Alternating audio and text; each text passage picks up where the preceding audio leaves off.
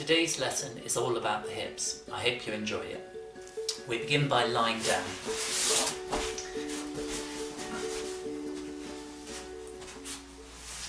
So once you've laid down on your mat, you might find that you need a little bit of support underneath the head if your head is very tilted back. But otherwise, just lie long if possible with the legs straight, and just take a moment to notice the contact that you make into the floor. Particularly think about how the legs are lying, how much of the legs are pressing down into the floor, which parts of the legs aren't making contact into the floor. And then also think about the contact of the pelvis and your back. Just notice, do you tend to be very lifted away from the floor, or do you feel the weight of the back settling down? And then just notice how the head is resting, where on the back of the head you're resting your weight, and then just roll the head very gently from side to side. So you're not looking to stretch any muscles or force a range of motion, you're just looking to feel or sense how easy it is to turn the head in one direction and then compare that to the other direction. And once you've done that a few times, then please bring both legs to standing and take a moment just to notice how bringing the legs to standing has changed the contact of the back into the floor. And then just by way of a preliminary movement, I'd like you to imagine that you're lying on a clock, and this clock is painted on the back of your pants, and 12 o'clock is towards the head and 6 o'clock is towards the feet. So 12 o'clock is towards the head and 6 o'clock is towards the feet. And see if you can just begin to roll the pelvis a little bit to 12 o'clock towards the head and then towards 6 o'clock towards the feet.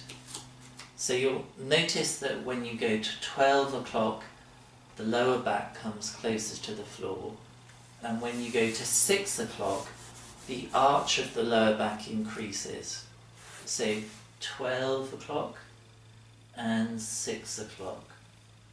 And there are a couple of ways you can do this. One is to press down into the floor with the feet to help you roll to 12 o'clock.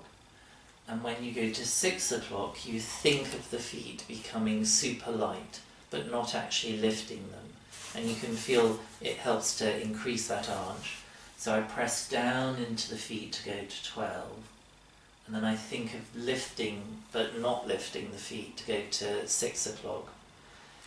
And then the other way is to think of more actively recruiting the abdominal muscles. So when I go to 12 o'clock, I think of a spot 2 inches below my navel being pulled in.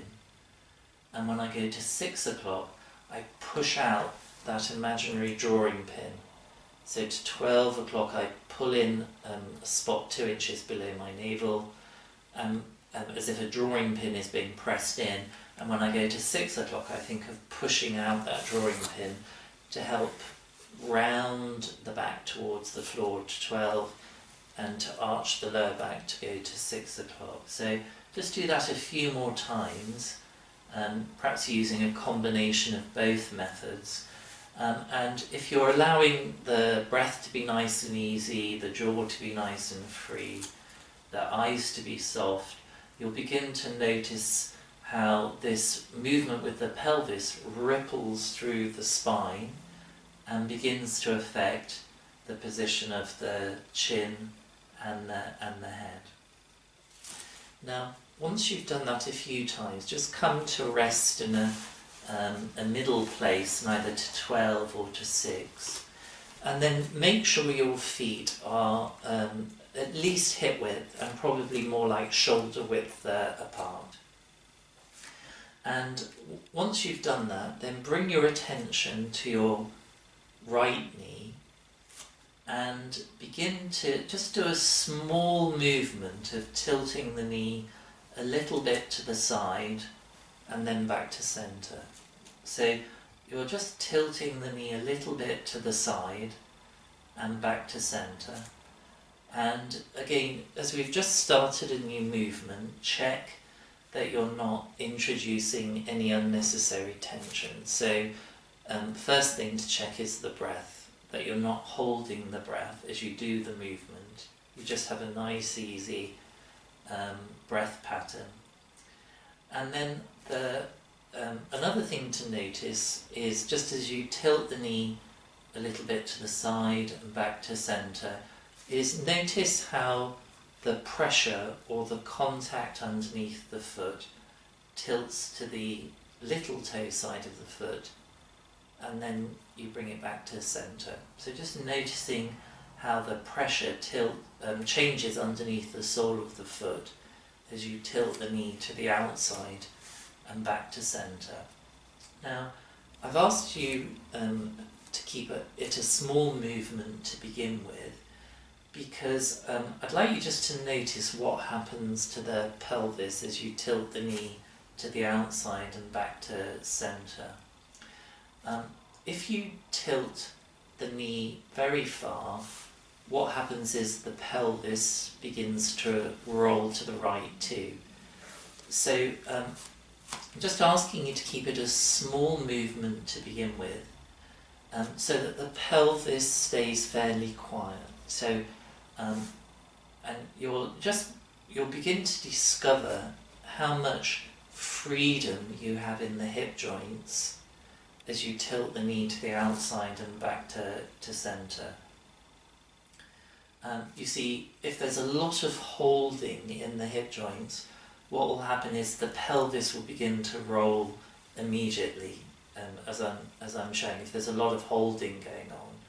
So see if you can just discover how far can you tilt the knee without the pelvis being disturbed.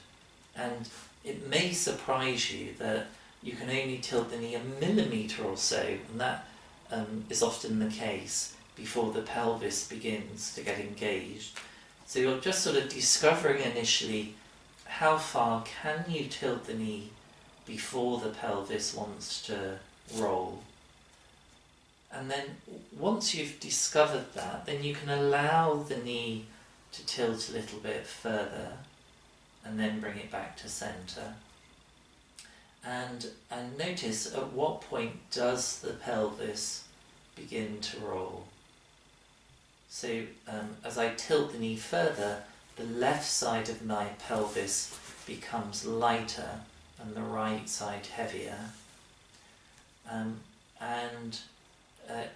So just playing with that, how far can you tilt the knee before the pelvis becomes involved, and then allow the pelvis to become involved, but try and keep the left knee standing. Good. Once you've done that a few times, then just take a rest. Just notice how that all feels. So I'm hoping as the lesson progresses, you'll begin to get a much clearer idea or image of your hip joints and where they are and how they can move. And then please bring your legs back to standing. Again, have them a comfortable distance apart. And then this time, begin to tilt the right knee to the inside and then back to centre. And again, you can just keep the movement small to begin with, so that you begin to discover the kind of freedom or space you have in the hip joints before the pelvis becomes involved. And then noticing also how the pressure shifts to the big toe side of the foot as you tilt the knee in and then back to centre. And then once you've played with the freedom in your hip joints, then begin to allow the knee to go further, if that's comfortable for you, and then bring it back to centre.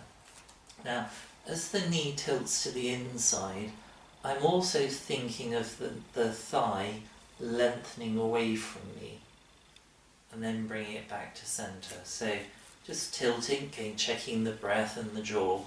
And this time, what you'll discover is that the right side of the pelvis begins to come away from the floor.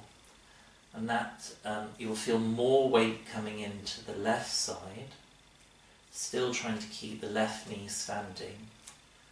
And what happens is the lower back on the right hand side begins to arch a little bit away from the floor, so more like that 6 o'clock movement we were exploring, and then bring the leg back to centre. But don't need to do too many of these, so just nice easy breathing, and then pause and take a rest. Okay. So already I can feel more freedom in that hip joint. Bring the legs back to standing, and this time we're going to do the same on the left hand side. So with the left knee, again just keeping the movement small to begin with. So I've got my hands on my tummy because it gives me more information about what happens to the pelvis. You can also have the arms down by your side, that's fine. So I'm just kind of exploring how far can I tilt the knee to the outside before the pelvis gets engaged. So just discovering how much freedom I've got in the hip joint. You'll be discovering that too. Noticing again how the pressure shifts to the outside of the foot. And then now I've sort of explored the issue of the pelvis, I can begin to allow the knee to tilt further and then bring it back to centre, and feeling how the pelvis begins to roll with the tilting of the knee, trying to keep the right knee standing. So, and what hopefully you'll be discovering too is not only are you finding movement in the left hip joint, but because you're keeping the right knee standing, there's actually a lot of movement in that hip joint going on because the pelvis is rolling. Good. Now, once you've explored to the outside, again, just have a quick rest so you can feel the effects of that movement. Nice to feel this freedom in the hips. And then bring the legs back to standing, and then begin to tilt the left knee to the inside. So again, I'm just asking the question, how far can I tilt the knee before the pelvis begins to get involved? And then I can allow the thigh to go further, or the knee to go further, and I'm beginning to notice how the pelvis on the left hand side comes away from the floor. And that twist begins to develop along the spine. And noticing how the lower back on the left hand side arches. Good. And then now pause, and then begin to tilt the left knee a little bit to the outside, come back, and then a little bit to the inside and come back. So I'm going once to the outside, coming back, and then to the inside and coming back. And I'm beginning to feel how, of course, it's not just the knee moving, but the pelvis is rolling with the knee. So just going from side to side. You might find your head wanting to move, that's okay. Just notice it if it is happening.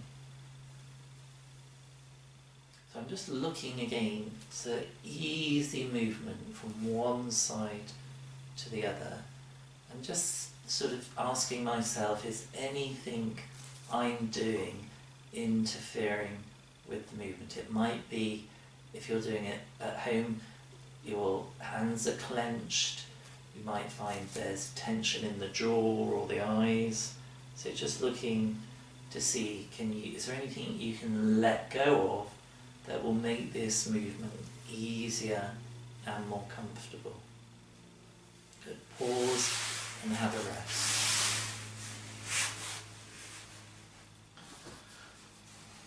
I'm trying to keep the commentary to the minimum as possible, because some people have asked me to do that. So once you've had a rest, bring the legs back to standing, and then begin to tilt the right knee a little bit to the outside and then to the inside.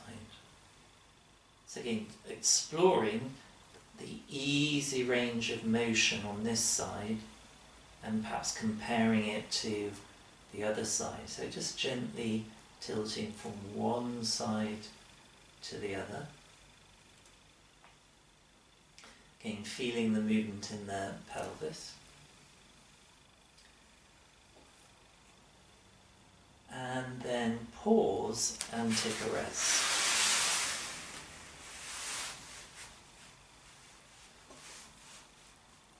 Once you've had a rest, bring the legs back to standing.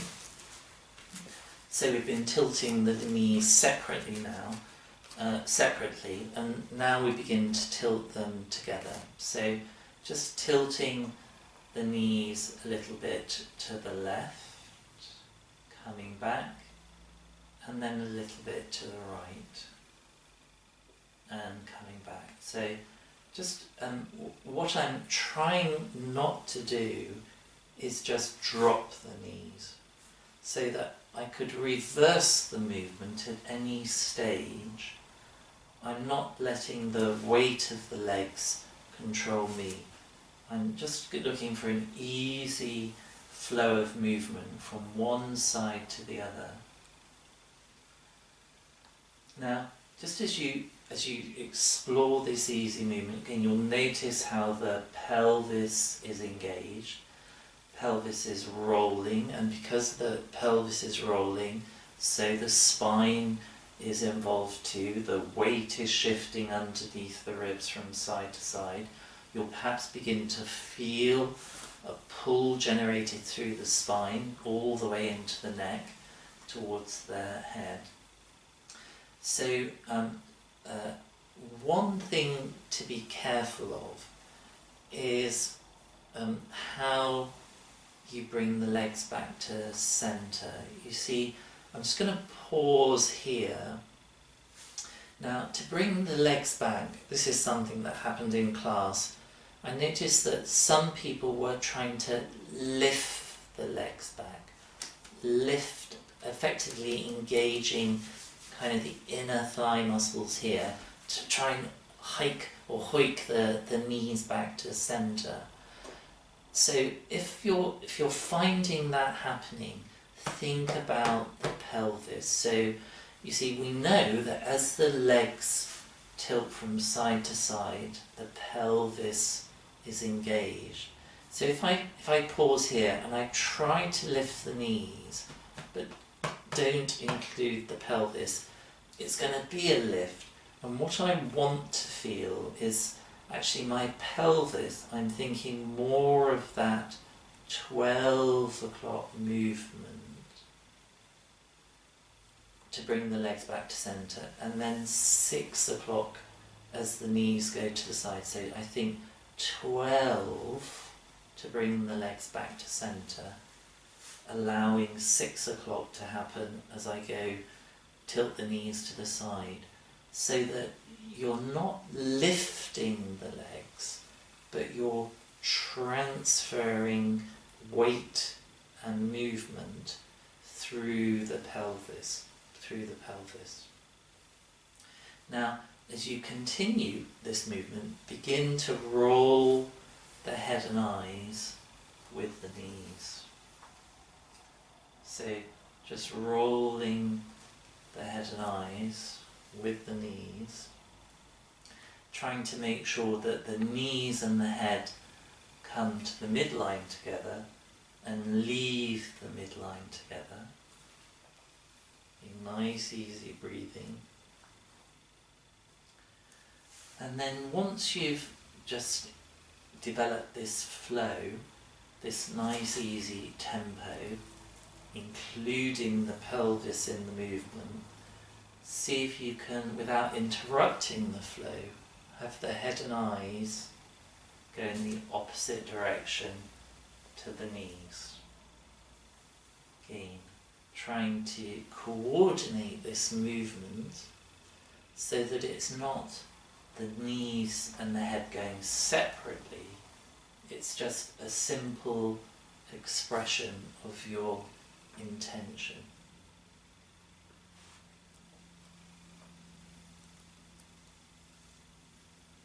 Now, if you want to make this a little bit more interesting, you can still have the head and the knees going in the opposite direction, but have the eyes going with the knees. It's probably not going to look very pretty on camera, but it's a fun differentiation to practice, the ability to separate your eye movements from the head and the rest of the system. And I'm wearing glasses so I can see the camera. You probably wouldn't wear glasses if I was doing this at home, but if you are wearing glasses like me, then see if you can find the corner of your eyes rather than the corner of your glasses as you explore this variation. Good. Now, pause and take a rest. Amazing how separating the head and the eyes and the knees can really loosen up the whole system. So please bring the legs back to standing. Begin to tilt the knees a little bit from side to side, again thinking about how this movement is going through your centre, how the weight is shifting through the centre. And then the next time you find the knees tilted to the left, stay there. And then bring your right hand onto your forehead and really let the weight of that hand be experienced on the forehead. And then just use the weight of that arm to roll the head a little bit from side to side. Now, you might find it easier to roll it to one side compared to the other. See, do the knees want to lift as you go to the right and lower as you go to the left? Once you've done that a few times with the right hand, then change hands so it's your left hand on the forehead. Fingers are pointing out to the side. Again, see if you can let the hand be heavy. The idea of using the arm is so that your neck muscles can soften, therefore the chest can soften. So I'm just using the arm to roll the head from side to side. Again, always looking for an easy range of movement. Good, now pause. Big pelvis, bring the legs back to centre, and then take a rest. Once you've rested, bring the legs back to standing.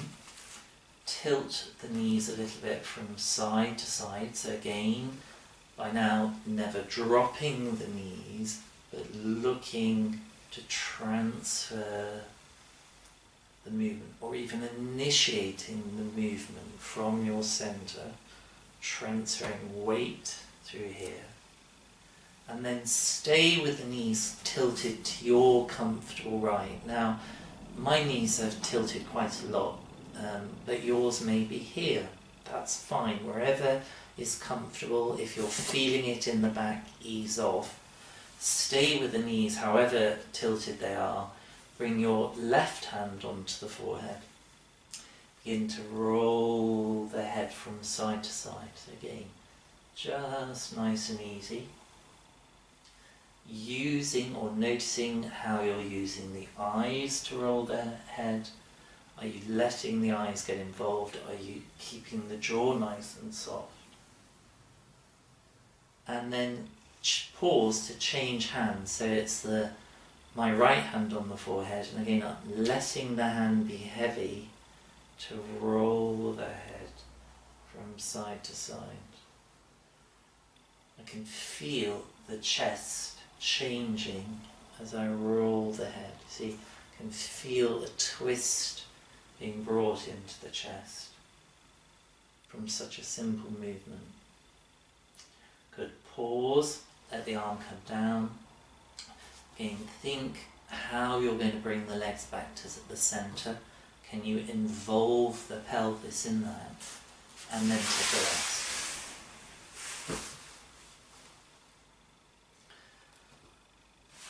Then please bring the legs back to standing, about shoulder width apart. And once more, just explore this rhythmic tilting of the knees from side to side. Thinking it, so as I go to the left, I think of that right thigh lengthening where I get a lovely opening in the hip joint as I do that. And to the left.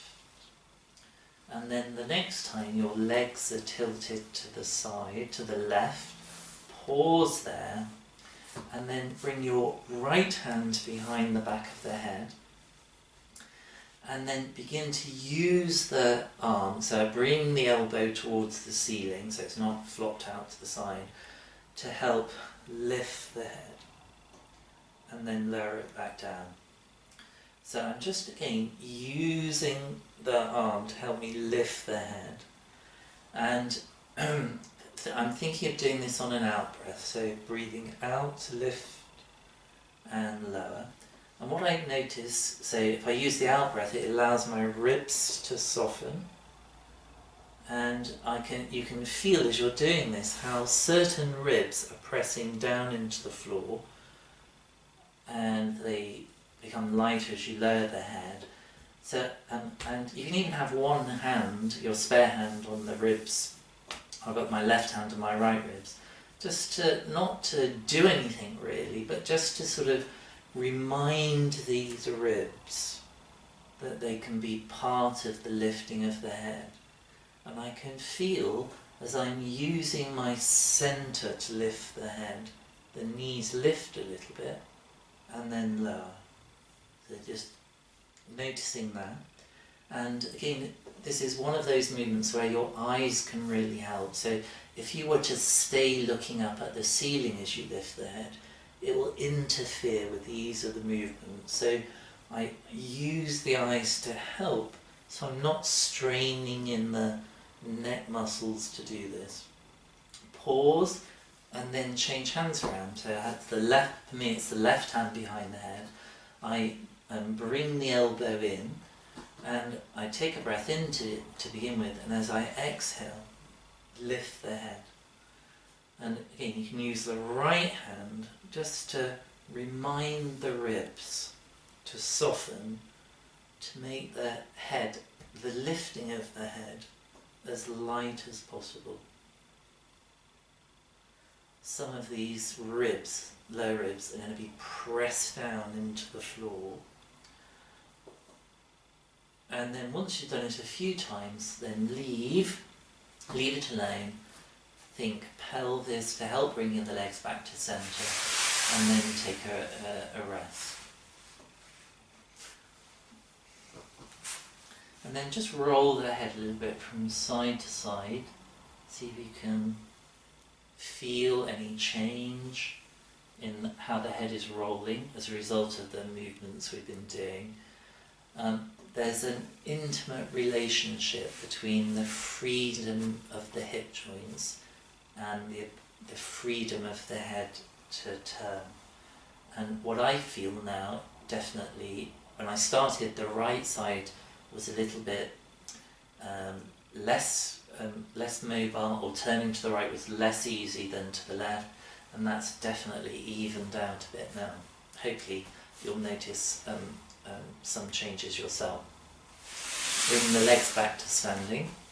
Begin to tilt them, again, not dropping them but tilting them from side to side. And then stay with legs tilted to your comfortable right.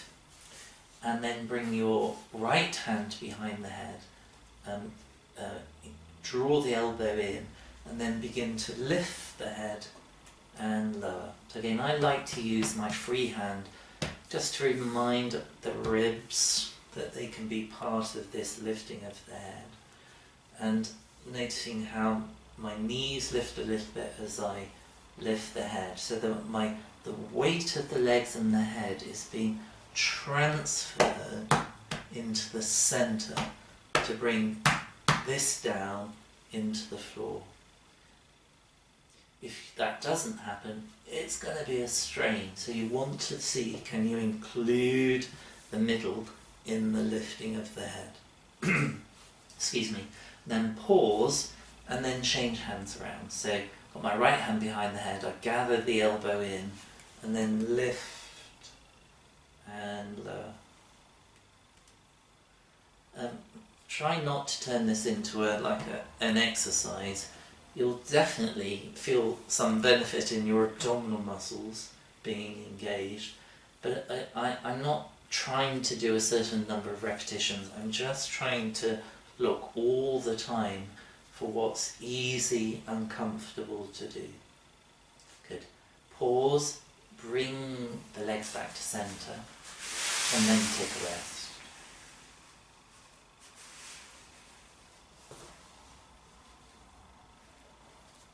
Feels so nice. So bring the legs back to the starting position, and then this time take your left arm overhead. So I can take it sort of comfortably overhead. You might find it's a little bit out to the side. That's absolutely fine. Don't strain to do this. If you need to have it lower, that's absolutely fine. You might find that some of the arm is not on the floor, that's fine too, but some part of the hand ideally on the floor. And then begin to tilt the knees to the left and stay there with the knees tilted, so not dropped but tilted with control. And then bring your attention to the arm that's down by your side. For me it's my right arm. And think of lengthening that arm down towards the heel. So I think of lengthening it down and looking towards the hand as it lengthens down. So again, I can feel what happens is my ribs begin to soften on the left hand side, they come closer together, and my right knee is lengthened away from me. There's something happening in my back to help that. And once you've just explored looking down at the right hand as that lengthens towards the heels, then begin to think of both arms lengthening. And this time look towards the left arm. See if you can get the idea the arms lengthen away from each other. And that lengthening happens because something is changing in the chest and the spine and the ribs. So I think of the arms lengthening away. I turn to look towards the left hand. And can you see, hopefully, that my chin is moving away from the breastbone, and my breastbone is following the chin, so that the back of my head is in fact moving down towards my right shoulder. And it's a lovely feeling of extension in the back and the opening in the chest. Now, once you get the idea of this, noticing how the chest and spine and the pelvis becomes involved, can you think of initiating the lengthening of the arms, not so much by pulling the arms, but from the centre, from your centre, that the lengthening comes from the middle, from your core. And then once you've explored it a few times, come back to centre and take a rest.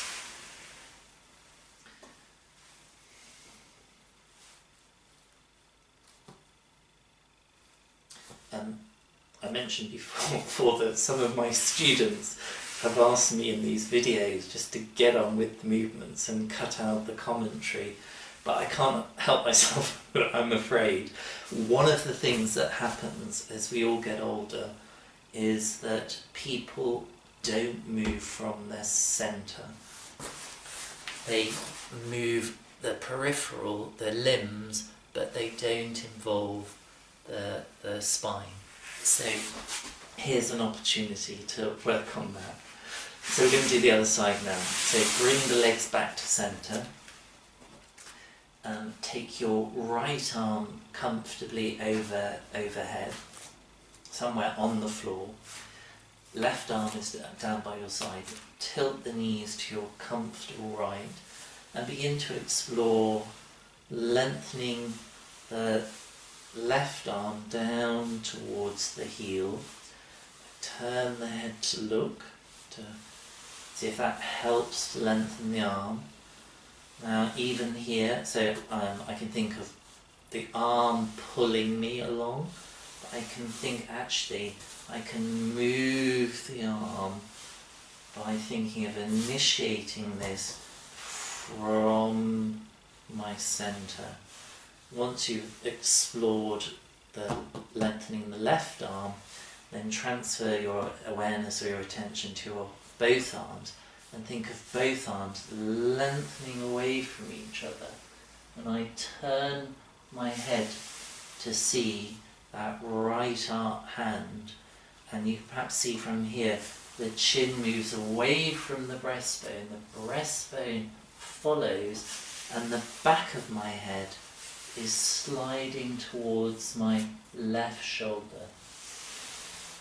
Can you initiate this from your centre? So letting the tummy out. Good. Once you've done it a few times, come back to centre. Just let the legs go long. And then roll the head a little bit from side to side. Whew, big difference for me to the right. And then see if you can just notice the hip joints, your idea of the hip joints. And then bring your legs back to standing. And you can just sort of test what's it like now to tilt the knees a little bit from side to side without the pelvis getting involved. Maybe you can notice a change, you've got more space in the hip joints than when we began. So I'll end the lesson there. If you have any questions or comments, then please leave them in the section below. If you haven't already done so, please subscribe to my channel to get future videos, and if you like this video, please hit the like button as well. Thank you.